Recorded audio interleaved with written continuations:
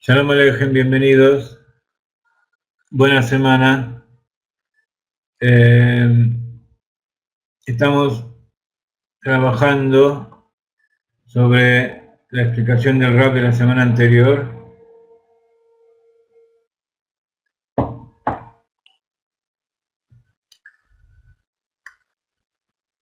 De la Perashá Mishpatim. No sé si ustedes habrán fijado que ya publicamos material acerca de esta Perashá. Entonces, para prepararnos para estas clases, hemos preparado una página especial donde recopilamos todo el material nuevo de cada una de las conferencias del Rab, y acá ya pusimos el material en hebreo, parte del material en castellano, y estamos preparando videos y otras cosas. Parashá Mishpatim viene después de la Perashá Yitro. Entonces hay una continuación entre lo que es la enumeración de las leyes que hay en esta Perashá y la entrega de la Torah. Una de las cosas importantes que aprenden los sabios acerca de esto, y así explica Rashi, que esta continuación del tema de la entrega de la Torah con las leyes que están implícitas dentro de la Torah significa que así como los 10 mandamientos que vimos la semana previa en Yitro fueron entregados en el monte Sinaí, también todas las demás leyes y todo lo que es la Torah oral también fue entregado allí y se fue revelando con el tiempo hasta llegar a nuestros días. Comienza la Perashá hablando de las leyes que vas a poner frente al pueblo de Israel. Dice que toda vez que dice y estas, cuando dice estas, significa que todo lo anterior se anula. Cuando se detalla unas nuevas reglas y dice estas son las leyes, significa que todo lo anterior queda reemplazado. En cambio, como sucede aquí, que dice y estas son las leyes, BL, Amishpatim, significa que hay una continuación en lo que fue traído en la Perashá anterior, y en todas las mitzvot que se enumeraron antes en la Torah, con las que vienen a continuación a partir de aquí.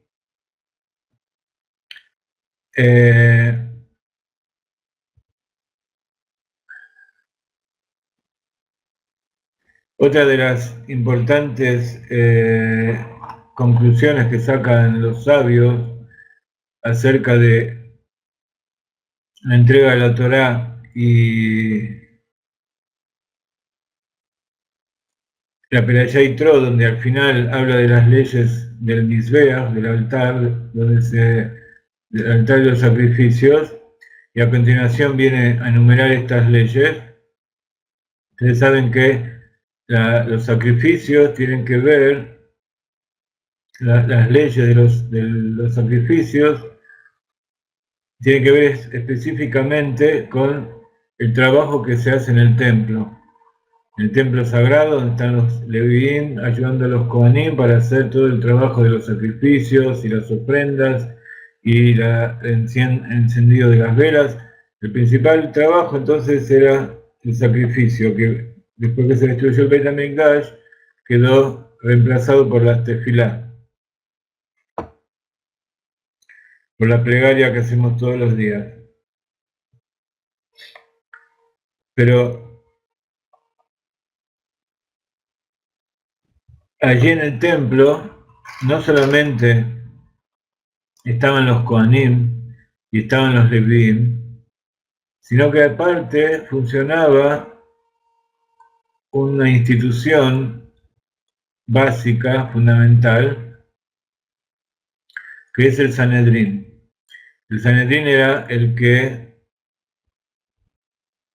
legislaba las leyes y ejercía lo que hoy sería la Corte Suprema de Justicia. Entonces, los sabios aprendieron que porque está uno a continuación del otro, relatado en la Torá, entonces el Sanedrín tenía que estar dentro del templo. Y así era, en uno de los patios, en uno de los lugares de la construcción del templo, al lado donde estaba el Mizbeach, también ahí funcionaba la corte del Sanedrín. Y allí en el Sanedrín legislaban todas estas leyes y a eso nos vamos a referir hoy. Las primeras leyes que nombra esta perashá habla de cuando se compra un esclavo hebreo, que va a servir durante 6 años, pero en el 7º año va a ser puesto en libertad sin obligación de pago. Cuando una persona del pueblo de Israel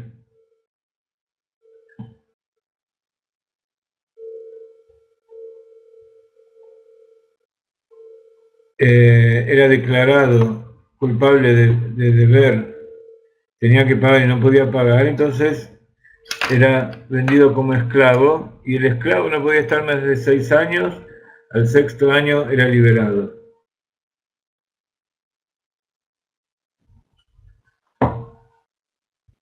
Y si esa persona estaba casada, era liberado junto con su familia, y si no estaba casado y se casaba mientras estaba sirviendo durante esos 6 años, entonces cuando salía tenía que dejar a su familia. Entonces sucedía a veces que el esclavo hebreo amaba a su familia, a la que amaba al dueño, al amo, y le quería seguir ahí. Entonces, porque transgredía la intención fundamental de que un judío tiene que ser libre, por el hecho de que él seguía siendo esclavo, se lo ponía al lado de la puerta y se clavaba un clavo en su oreja contra el dintel de la puerta, recordando justamente la liberación que se produjo por haber puesto la sangre en el dintel. Y entonces seguía siendo esclavo por siempre.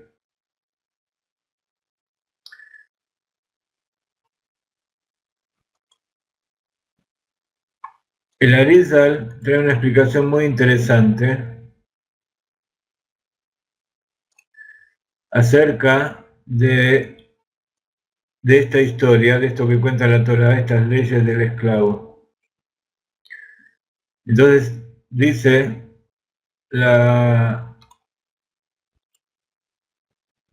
Torá,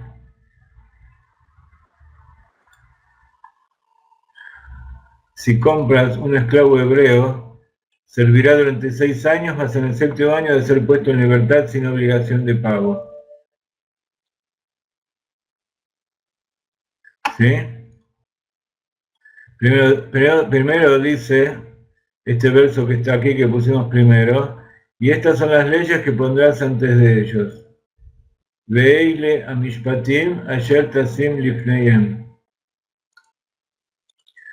Entonces, comienza enumerando el tema del esclavo hebreo,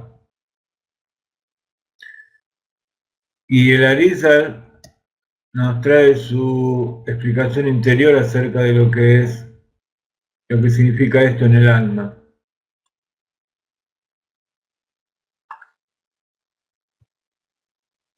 ¿Por qué Dios, dice el Arizal, se pregunta, ¿por qué Dios decretó que el esclavo hebreo tiene que trabajar no más ni menos de 6 años? ¿Y por qué el judío, este judío esclavo, se puede casar con una mujer cananita, esclava, que estaba allí? Este es un pecado muy grande, como está escrito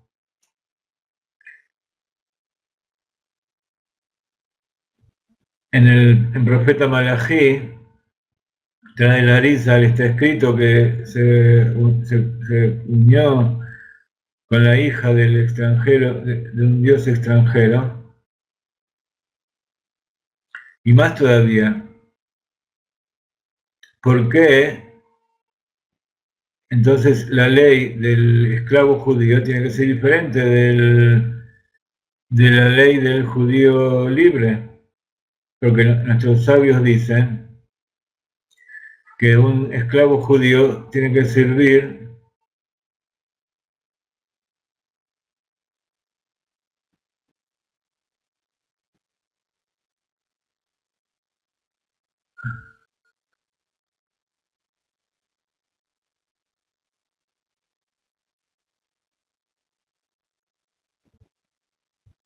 perdón, ¿por qué tiene que ser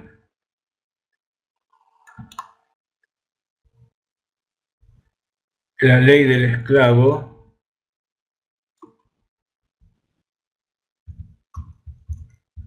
diferente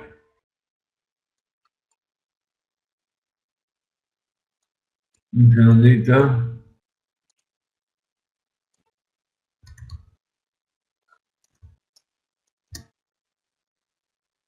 que el de la criada?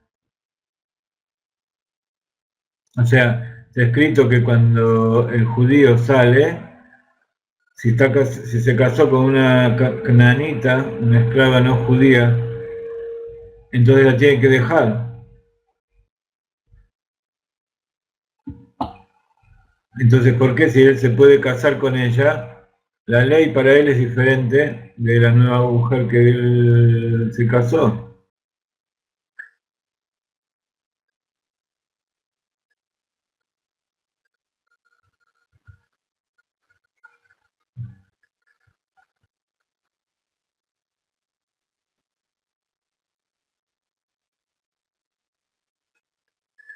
Entonces, encontramos, dice Larisa, que el esclavo cananita sirve a todos los amos, como está escrito,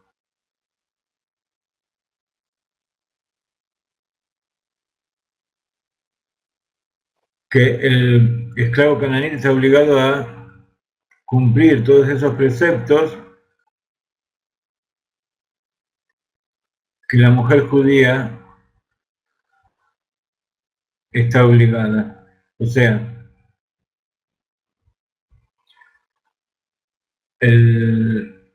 cuando el esclavo cnanita hereda el esclavo judío, tiene que cumplir con todos los preceptos.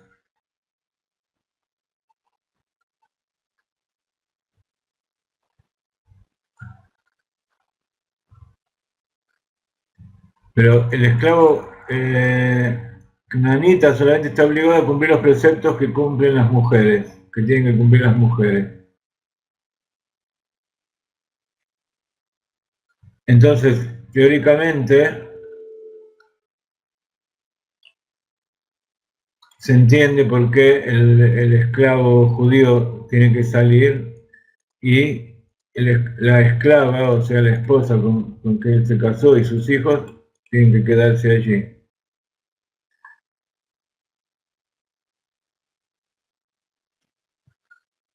¿Cuál es la diferencia entre los preceptos de los hombres y las mujeres? Que los preceptos de los hombres,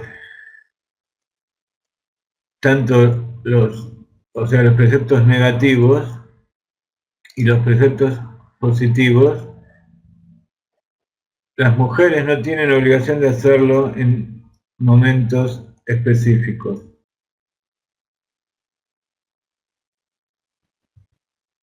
Pero el esclavo canaanita, cuando se transforma una posesión del judío, y eso es como una semiconversión. Entonces, por eso él tiene la obligación de cumplir ciertos preceptos. No así la mujer, la esclava canaanita, o sea, la esclava que no es judío.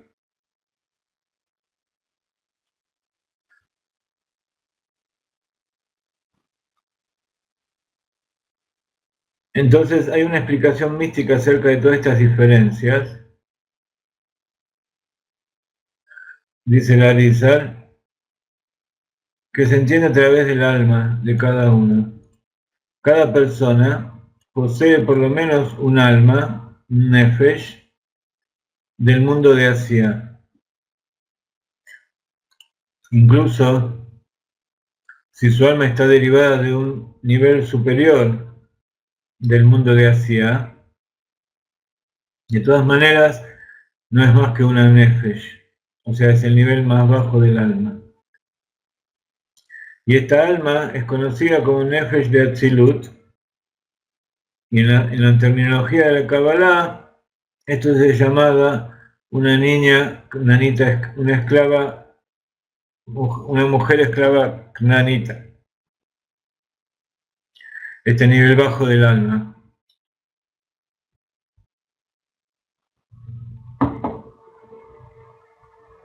Dice Larisa.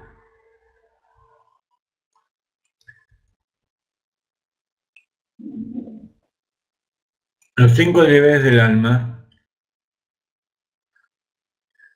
en orden ascendente, como ustedes saben, son Nefesh, que es el alma vital, que activa, que mueve el cuerpo. El Ruach, que es el aspecto emocional del alma, y que significa viento o espíritu. El alma, la Neshama es Neshima, que significa el aliento de vida, y tiene que ver con la mente. Y luego está Hayá y Ajira, que son niveles superiores del alma, inconscientes. En general, estos 5 niveles están asociados también con los distintos mundos, de Asiá, Yetzirah, Briah y Atzilut, y Keter de Atzilut, que conocemos como Adam Kadmon. Y en particular, cada uno de estos niveles existe en cada uno de esos mundos también. Por el tema de interinclusión del Arizal, los 5 niveles están incluidos también en cada uno de los mundos. Entonces cada uno de nosotros poseemos, además de los niveles básicos del Nefesh de Asiá, el más bajo, también un Ruach de Asiá, una Neshama de Asiá, etc. Y así en todos los mundos. De todas maneras, todos los niveles, estos 5 niveles del alma que corresponden al mundo de Asiá, corresponden en general al nivel de Nefesh, porque son los 5 niveles más bajos. Son los 5 niveles incluidos en el mundo de la acción y también el nivel más bajo del alma que es Nefesh. Los que estudiamos el Arizal sabemos cuál es el tema de lo que es la interinclusión. ¿Qué son almas o niveles de alma? ¿Qué diferencia hay entre cada uno de estos niveles del alma, como le llamamos acá? Son niveles de conciencia de Dios. ¿Y cuál es nuestra relación con Dios que resulta de ese tipo de conciencia? Entonces, ¿qué significa? Hacia es la acción, entonces nos relacionamos con Dios a través de nuestras acciones. Ruach es nuestros sentimientos y es el nivel del alma que se relaciona con Dios y uno siente a Dios. Neshama, que es el espíritu de vida, tiene que ver con la mente y es nuestra conciencia, cómo nosotros lo entendemos, cómo lo percibimos a Dios con nuestra mente y cuál es el resultado de nuestra conexión con Dios a través de la mente.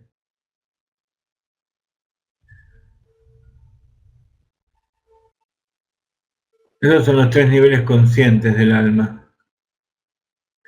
Los otros 2 niveles superiores son niveles inconscientes, que también está en cada uno de los mundos, y también cada uno de ellos se relaciona con Dios a través del placer, que es la parte interior de Keter, que es el Yehidá Sheva Nefesh, y la voluntad, el deseo, las ganas de hacer cosas o de pensar, o de sentir, que es la parte exterior de Keter, y es cómo nos relacionamos con Dios. El placer y la voluntad en relación con Dios. Entonces, el mundo de Asia, que es la acción, es el mundo donde lo principal, valga la redundancia, es la acción. Está basado en que nuestra relación y nuestra conciencia de Dios es a través de las cosas materiales y de la acción y el efecto y el movimiento que hacemos con esas cosas. Y todo es evaluado y concebido en términos de accionar. Nosotros como seres humanos, todas las cosas que percibimos o hacemos, sabemos que el otro tiene sentimientos o sabemos cómo piensa en base a cómo actúa. Y hablar también es una acción. Entonces, nosotros como seres humanos que vivimos dentro de este mundo, nos basamos, incluso nos relacionamos con Dios en base a las cosas que Él produce, ya sean las cosas naturales o los milagros, todo lo que podemos percibir en este mundo material.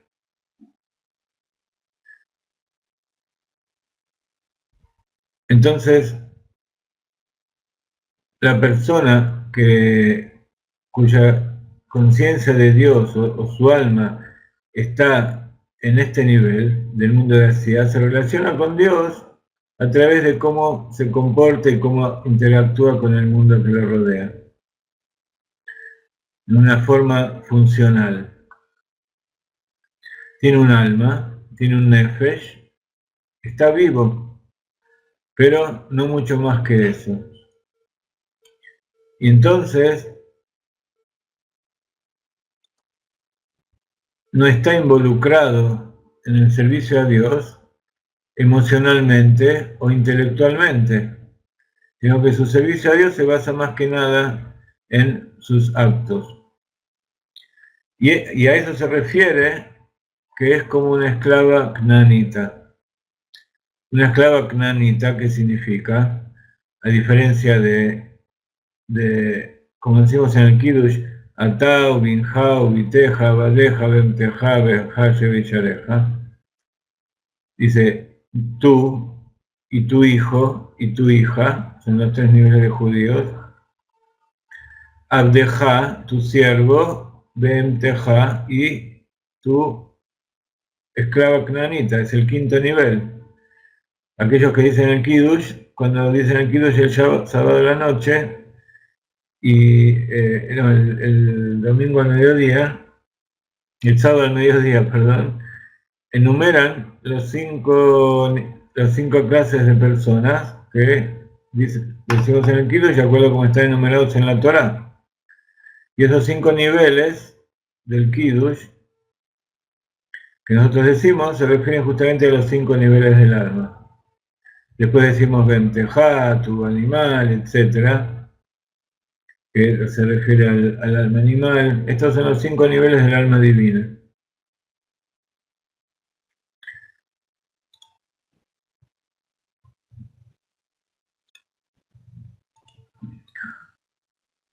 Entonces, la forma en que nosotros nos movemos, aquellos que tienen su alma, que es la mayoría de todos nosotros aquí en este mundo, la parte del alma que se expresa en este mundo es el nivel de esclava knanita. Y por eso, esa esclava knanita es la que se casa con el judío, con el esclavo judío. Y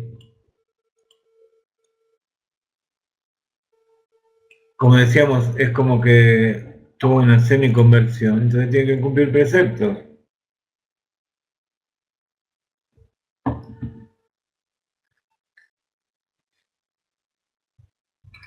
Entonces los preceptos que tiene que cumplir son nada más que preceptos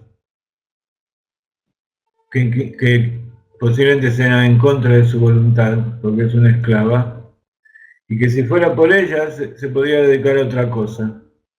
Entonces así es como comprendemos nuestra alma más básica aquí en este mundo, y así es como esa es la parte interior, la parte cabalística, la parte interior de la Torá, que nos habla acerca de todos estos aspectos de los esclavos.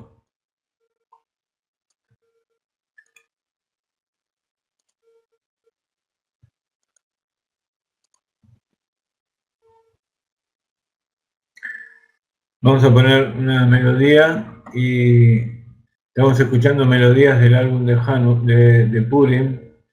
Ya estamos en Adar, la semana que viene, el otro domingo, no este que viene, sino el otro es Purim. Así que tenemos que prepararnos y cuando entra el mes de Adar, cuando empieza el mes de Adar, aumenta la alegría.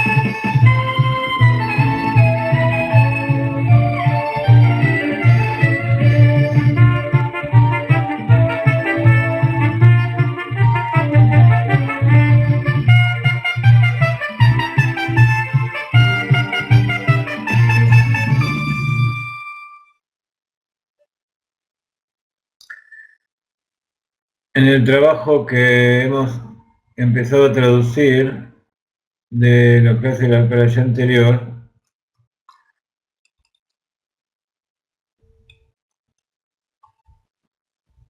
que ya lo hemos puesto en nuestra web,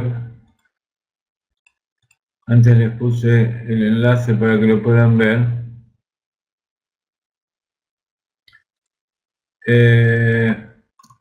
En esta página que les estoy poniendo aquí, ponemos los videos y ponemos toda la información acerca de la conferencia que vamos agregando durante la semana. No voy a entrar en detalle sobre todas esas hojas, ustedes lo pueden leer, tratamos de traducirlo de la manera más fácil y clara posible. Explica estos versos que le acabo de poner frente a ustedes. Uno de los temas que trae justamente es que cuando dice que los pondrás ante ellos, dice Rashi, los pondrás ante ellos y no ante los idólatras.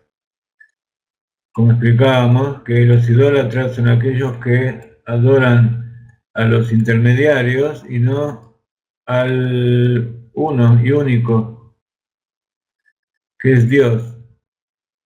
Entonces, así como no se pone frente a los idólatras los juicios, todas estas leyes de la Torá, que sirven para juzgar también a los gentiles, pero en especial a los judíos. Entonces, por otro lado, está prohibido llevar los juicios del pueblo judío, del pueblo de Israel, ante los idólatras. Hay una pregunta muy, por supuesto, en nuestra época, que no tenemos Sanedrín y que no tenemos en todo el mundo lugares donde se cumpla el juicio de acuerdo con la Torá.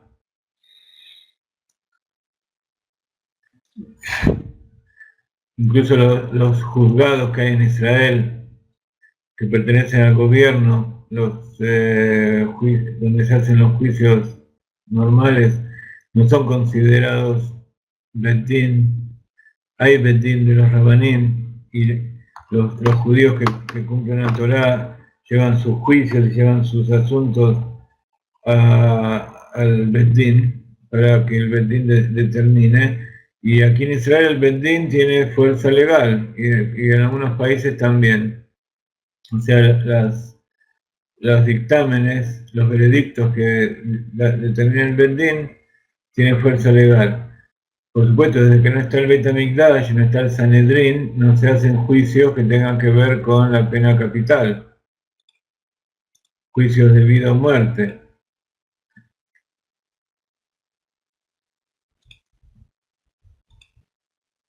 Pero de todas maneras, cuando hay alguien que no quiere ir a una persona agresiva y que se niega a cumplir el veredicto de un betín de acuerdo con la Torá, hay autoridades que permiten que sea llevado a un juicio común de los gentiles, otros que no. Sobre esto hay discusión, pero de todas maneras tratamos de, para resolver nuestros asuntos, ir a los Bedín, a los Dayanim, los rabinos del pueblo de Israel. Dice el Admor Zaken, el primer rebe de Chabad, con respecto a estas son las leyes que pondrás ante ellos, que hay que poner Lifneiem ante ellos, significa dentro del Nefesh, de ese nivel del cual hablábamos recién. Y tiene que ser un juicio verdadero.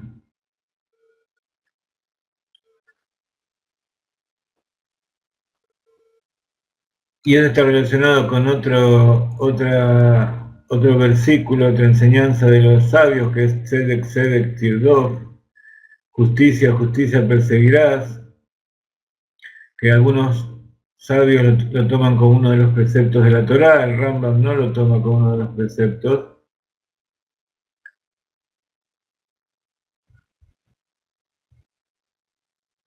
Y en general, cuando ustedes lean todo este trabajo, van a ver cómo lo que se trata es de que el juicio sea justo.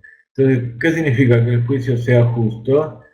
Que haya un juez que por un lado sepa todas las leyes de la Torá, sepa cómo llevar adelante un juicio, y que además sea perspicaz, sea astuto, sagaz, para ver cuál es la verdad, para ver si los testigos son correctos, si las partes están diciendo la verdad. Entonces dice la Torá y explican los sabios que si el juez ve que le están mintiendo y que todas las pruebas son falsas, entonces tiene que abandonar el juicio, no tiene que prestarse a utilizar las leyes para engañar, que es lo que vemos hoy constantemente en casi todos los países donde son utilizadas las leyes más que para buscar justicia, para poder justificar a aquellos que tienen poder. Entonces, uno de los requisitos del juez es que no tiene que ser sobornado. No solamente sobornado con dinero, sino no sobornado con alabanzas, sino tiene que tener ninguna afinidad con ninguna de las partes para no estar inclinado por alguno de los dos. Pero sobre todo tiene que identificar si aquellos que están viniendo al juicio están diciendo la verdad y son testigos fieles.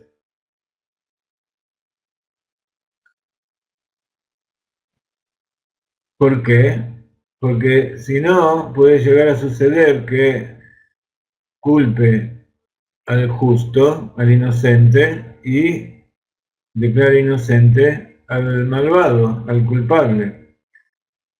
Entonces él no puede declarar que aplicó todas las leyes en base a lo que le contaron y que el veredicto, si no es correcto, es culpa de las partes. Él tiene que saber que, aquellas leyes que está aplicando las tiene que aplicar sobre fundamentos verdaderos. Tiene que estar seguro que los testimonios y todo lo que se hace en el juicio sea verdad, porque si no, todas las leyes no se pueden aplicar. Por ejemplo, dice una ley que si un funcionario del Estado utiliza los fondos para su propio beneficio, entonces está robando. Utiliza los fondos del Estado. Entonces, si se sabe que ese funcionario está trayendo comprobantes falsos y está mintiendo, entonces yo no puedo decir, estos son los testimonios y no hay nadie que diga nada en contra. Entonces yo tengo que saber que él me está mintiendo, a pesar de que aparentemente está todo correcto. Si yo sé en mi fuero íntimo que es todo mentira, entonces no me puedo prestar a declararlo inocente, o sea, aplicar las leyes tal como si fuera verdad. Y más todavía si es un caso de vida o muerte. No puedo mandar a matar a una persona pensando que posiblemente los testimonios que me están dando son falsos. Tengo que estar seguro. Entonces, esa es una de, una de las condiciones del juez. Él no solamente tiene que saber la ley perfectamente, sino que además tiene que tener perspicacia, tiene que tener un sentido de que lo que está sucediendo es verdad. Entonces, para completar un poquito este tema,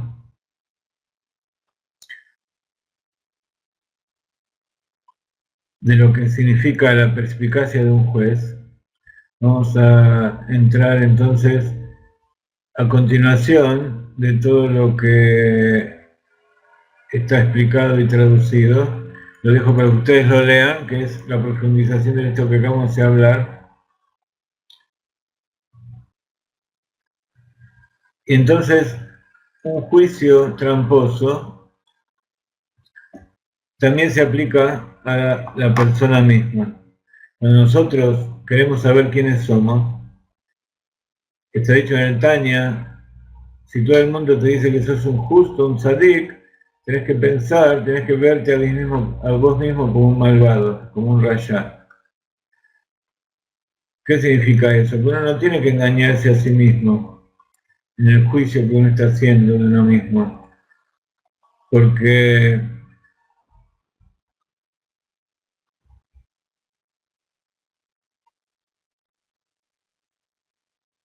justamente todos nuestros actos y no toda nuestra forma de vida, todo lo que nosotros hacemos, tiene que estar en consecuencia con lo que somos nosotros. No nos podemos engañar pensando que somos algo que no somos, porque al final la cosa termina mal. Entonces, así como el juez tiene que ser perspicaz para saber si se está haciendo un juicio justo, si los testimonios que está obteniendo son veraces, también uno mismo tiene que meditar constantemente y saber en qué lugar está ubicado, quién es uno, y en base a eso evaluar y sacar el veredicto.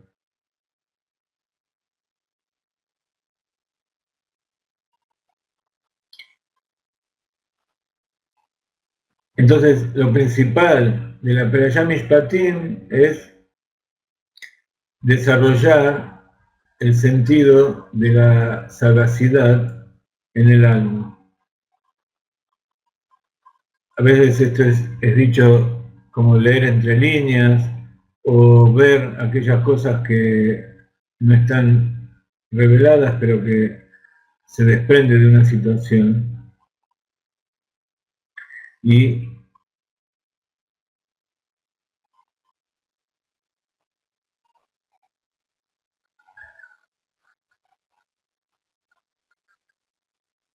esa es justamente la primera mitzvah del Baal Shem Tov.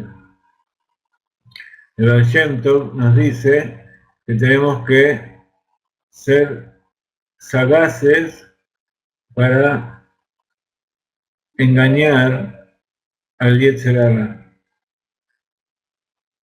Cuando el juez se encuentra con una persona que sabe que le está mintiendo, él tiene que saber, tiene que buscar la manera de hacerlo caer en la trampa.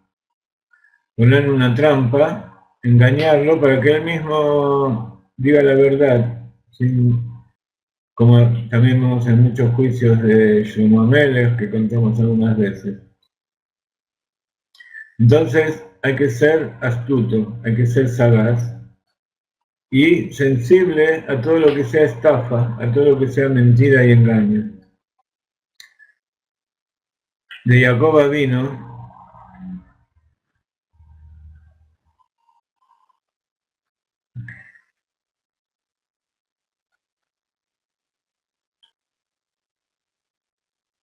Jacob vino es llamado una persona simple que se sienta en las tiendas. O sea que ¿qué es una persona simple? Que no sabe engañar. Pero de todas maneras, al final él sí engañó a su hermano Esaú.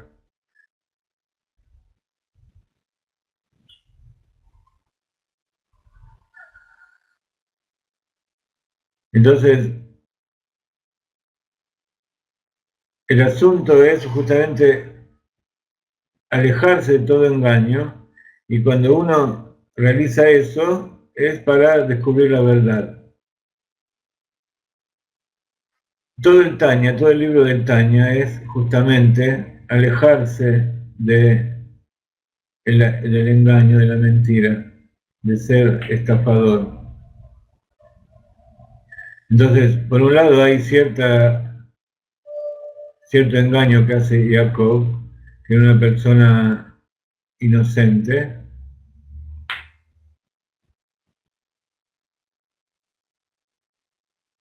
pero justamente lo hizo asesorado por su madre y un poco en contra de su propia voluntad. De todas maneras, por más que el engaño sea bueno, hay que explicarlo. ¿Qué es un engaño correcto? Cuando la persona engaña a su alma animal. Jacob, cuando fue a ver a su suegro, Labán Arami, él de cierta manera lo estafó o sea, lo engañó. ¿Para qué? Para poder eludir todo ese engaño que Labán a su vez le estaba haciendo, con todo el tema de la crianza de las ovejas. Y todos tenemos dentro nuestro un Labán, el arameo, como hubo en aquella época con Jacob. Cada persona dentro suyo tiene dos jueces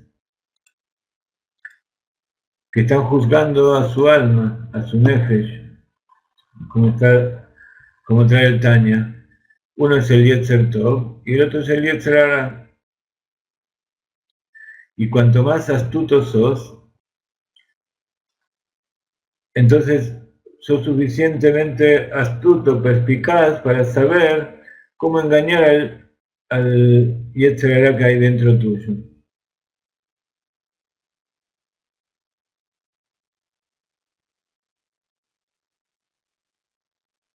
Pero en general, el engaño por sí mismo es del Yetzer Hara, es el que hace el alma animal, que te dice todo el tiempo que eres un tzadik, justamente en los momentos en que no sos un tzadik. Como está dicho, incluso de todo el mundo te dice que sos un tzadik, tenés que verte a ti mismo como un rasha. Aquel que recibe el soborno de las alabanzas y piensa que eso que le están diciendo es verdad, en realidad es un engaño del Yetzer Hara.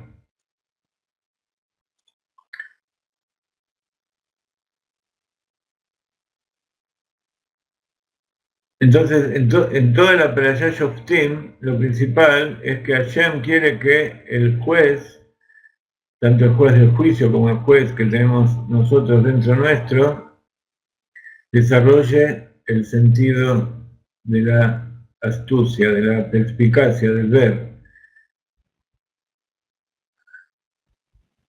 El Rebbe dijo que el Mashiach ya está aquí, solo hay que lifkoach et ainaim. ¿Qué quiere decir ser astuto? En hebreo es lifkoach, pokeach. Hay una brajá que nosotros decimos, Baruch atah Hashem que nos dan pokeach ibrim, que abre los ojos de los ciegos. Pero abre es liftoach, poteach. En cambio, la brajá dice pokeach, no poteach. Liftoach es abrir, pokeach es cuando yo tengo los ojos abiertos, pero no veo. Entonces tengo que abusar mi visión para que sea más sutil, más perspicaz, más sagaz. Entonces ese es el sentido que tenemos que desarrollar. ¿Para qué? Para identificar la mentira. Eso es todo la Perashá Mishpatim. Hay un tema en la Gemara que figura dos veces, que se llama caña de raba. Hay una palabra muy interesante que habla de una palabra que es en arameo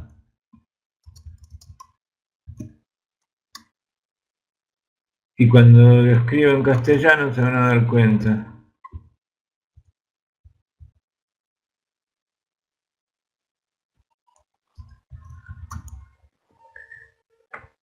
caña de raba es la caña del rabino. Y en esa época la caña, que era el bastón. En hebreo, una caña se llama cané, como la caña de azúcar. En hebreo se dice cané azúcar. Y en arameo se dice caña, como ustedes ven aquí. Y toda esta historia gira alrededor de un juicio donde se usa una caña.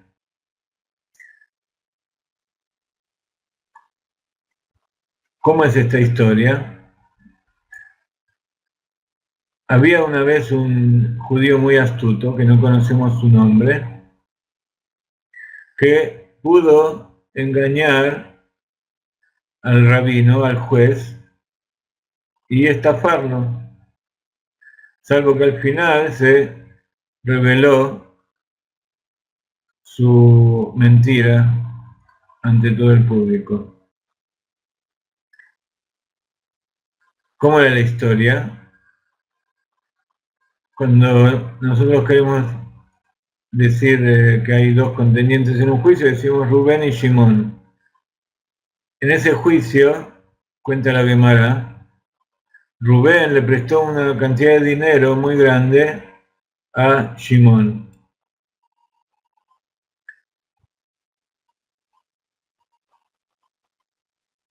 Rubén no le devuelve el dinero y Shimón le hace juicio para que le pague.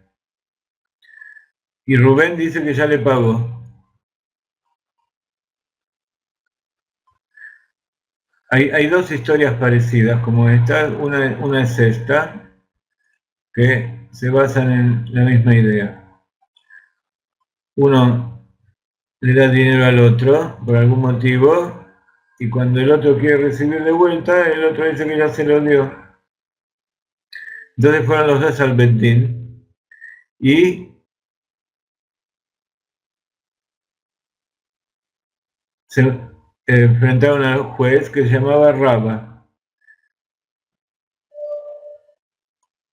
Este rabino se llamaba Raba.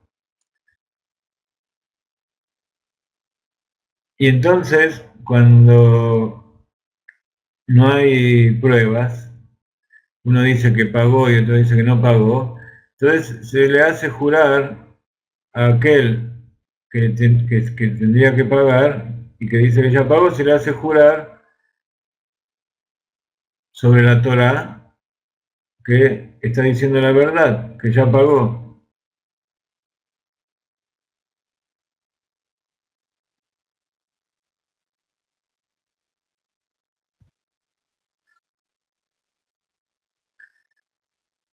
Entonces, cuando alguien jura, tiene que jurar sobre un objeto. Tienen que jurar con un Sefer Torah en la mano, un rollo de Torah. Eso significa que es un juramento de la Torah y no un simple juramento común. Entonces, cuando él está jurando y si llega a mentir, entonces la pena que le corresponde es directamente del cielo. Entonces Rubén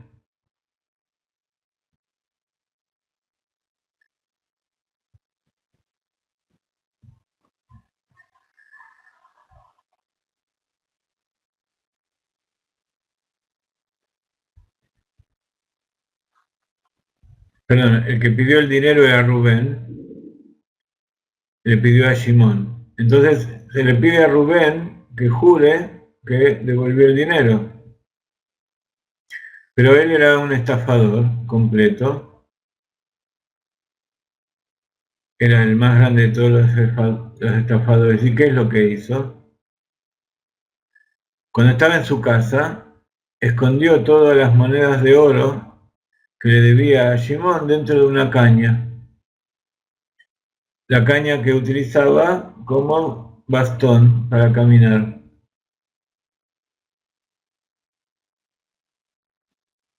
como decía, Cané, en inglés, cane es el bastón también. Nosotros caña lo utilizamos como algo general. Entonces, cuando Raba determinó que esta persona tenía que jurar, le pidió a Rubén, le pidió a Shimón que le sostenga el bastón mientras él tomaba el Sefer Torah y juraba. Entonces él juró que le había devuelto el dinero y era verdad, porque en ese momento le dio el bastón con el dinero y juró con la Torah que se lo había devuelto. Pero ¿qué pasó? Cuando terminaba de jurar, le iba a devolver el dinero y se iba a quedar de vuelta con él. Simón, mientras tenía el bastón en la mano que le había dado Rubén, le dio tanta rabia, tanto enojo, que agarró el bastón y lo tiró al piso. Y cuando tiró al piso se rompió el bastón y cayeron todas las monedas. Entonces, ahí se descubrió el engaño que había hecho Rubén.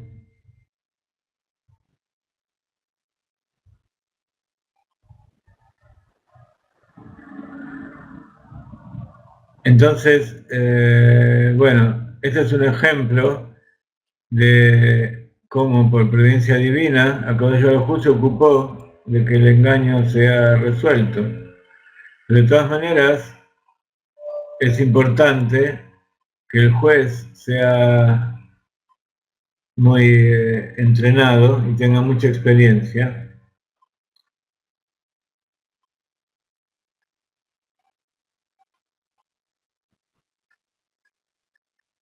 ¿Se entendió cómo fue la historia?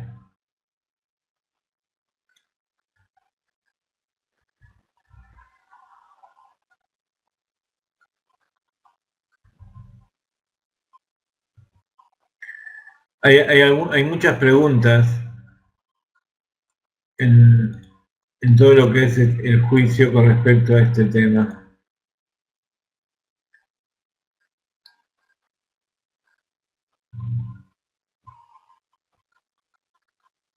¿Por qué?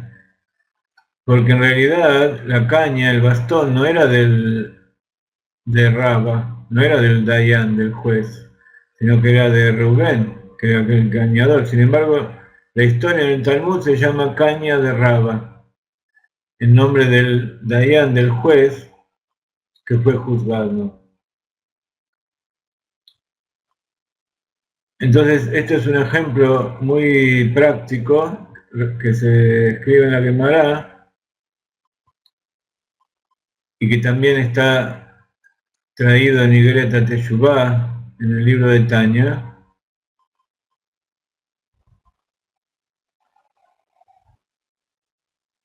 con respecto a un sipur, una historia de Rabbi Elazar ben Azariah.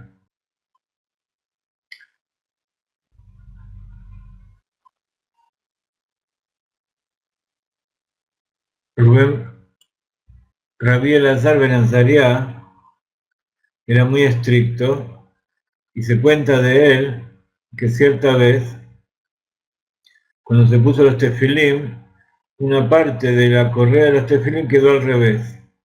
O sea que tuvo un poco de negligencia, aparentemente, en la colocación de los tefilim.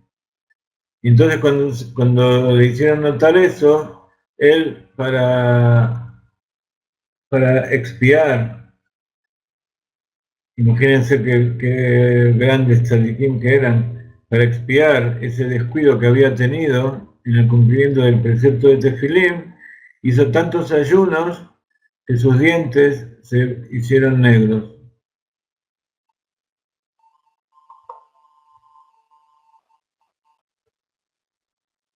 Hay otra historia de Rabbi Elazar ben Azariah que también tiene que ver con este ayuno. que había una discusión entre los sabios y Rabí Elazar ben Azariah respecto a una vaca. Si estaba permitido sacar a la vaca atada con una correa, atada a los cuernos, y se podía salir en Shabbat. De acuerdo con los Jajamim estaba prohibido, y de acuerdo con Rabí Elazar ben Azariah estaba permitido. En la Mishnah, en Masejet Shabbat, está contado que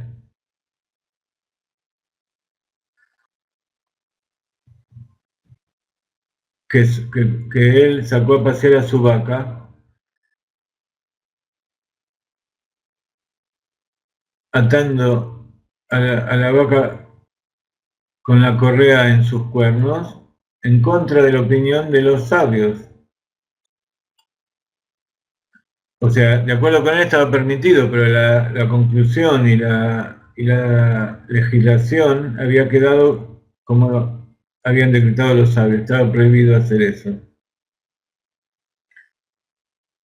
Y trae la Gemara, que en realidad no era la vaca de Rabí Elazar ben Azariah, sino la vaca de su vecina.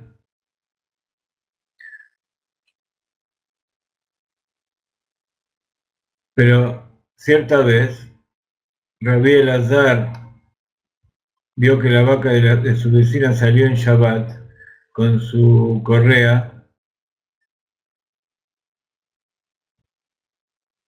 salió a pasear,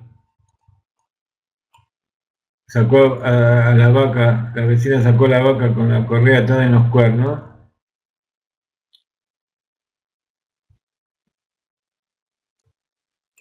y él no le advirtió. Y por eso esta vaca, esta parte de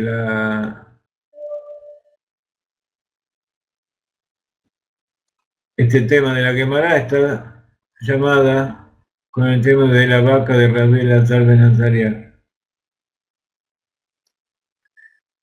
Y el Talmud Yerushalmi agrega que se oscurecieron, se ennegrecieron los dientes de Rabí Elazar ben Azariah por todos los ayunos en Teshuvá, porque no cumplió con la palabra de los sabios, las palabras de sus compañeros. Porque está dicho que cuando hay una discusión entre los sabios y la mayoría dice una cosa y uno solo dice otra, la halajá es como la mayoría. Entonces, a pesar de que según él se podía, como la halajá fue determinada de otra manera, entonces él sintió que había hecho una transgresión y hizo esos ayunos para expiar. Esto para ver cómo era la gente y cómo se juzgaba a sí mismo. No se engañó, no trató de engañarse a sí mismo. Y no es que él lo hizo, sino lo que él hizo fue, lo que no hizo fue advertir a la mujer que no haga eso. Entonces, al no advertir, él sintió que estaba transgrediendo la palabra de los sabios y estaba permitiendo que la mujer haga una transgresión. Y por eso hizo tantos ayunos que sus dientes se volvieron negros.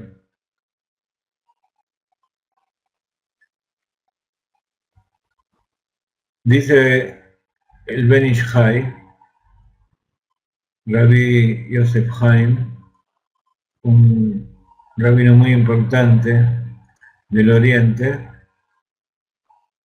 que es el rabino preferido de nuestro amigo Selgas, entre otras cosas.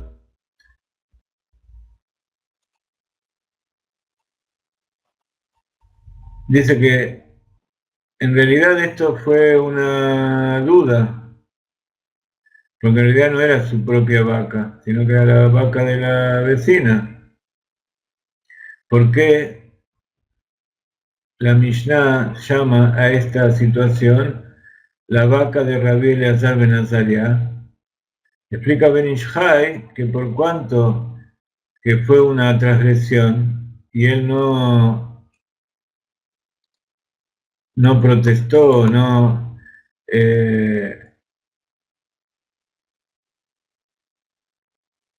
le advirtió,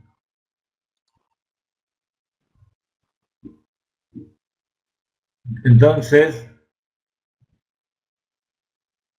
ese tipo de transgresión es llamada en su nombre.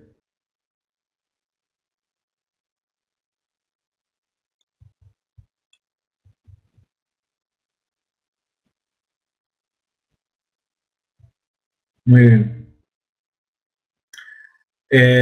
Por hoy vamos a dejar aquí.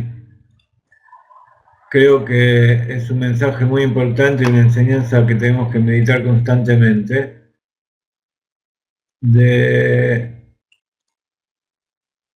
Es imposible que no hagamos transgresiones, es imposible que no hagamos cosas que no corresponden, pero lo que sí es posible es no engañarnos.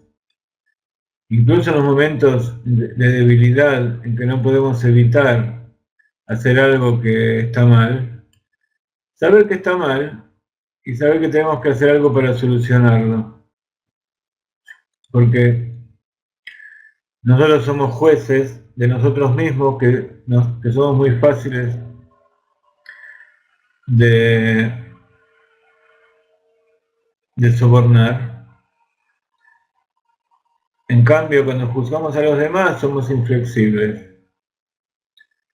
Y el juicio justamente es al revés. Cuando uno juzga a los demás, tiene que tener misericordia, no soborno, tiene que ser un juicio justo, tiene que saber cuál es la verdad. Pero el veredicto tiene que ser con misericordia. Saber cuál es el din, saber cuál es la halajá y saber qué es lo que pasa para poder solucionarlo. Pero el veredicto, la sentencia tiene que ser con misericordia. Tanto para los demás como para nosotros mismos. Porque, como decíamos recién, lo que se ensucia es la parte más baja del alma. Todo el resto del alma, nosotros, somos algo que no se corrompe. Entonces, ese cuerpo, ese alma animal que nos pide transgredir, tenemos que ser misericordiosos y tratar de ayudarlo. Nos vemos mañana. Gracias por haber estado con nosotros. Vamos a continuar trabajando y ayúdennos. Este mes hubo pocas donaciones. Esperamos que podamos contar con ustedes para seguir subsistiendo y poder seguir avanzando. Gracias por estar. Espero que les haya gustado esta clase. Bendiciones desde la tierra de Israel.